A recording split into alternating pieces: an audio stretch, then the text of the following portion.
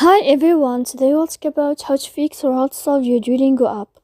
To know how to fix or how to solve your Duolingo, you should just go to settings. Here we click apps, default apps, app settings. After that you click on Duolingo app.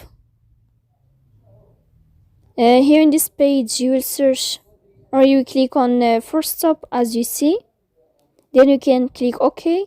Here we'll enter to storage. Then we click clear cache. Don't click clear data because that can cause you errors in your app. And in the end, you can turn off your Wi-Fi. And you can wait a moment to turn on your Wi-Fi again. So if it's not working with you can go to Play Store and you can update your app. So please don't forget to support us by like and subscribe. See you next time in another video and thank you for your attention.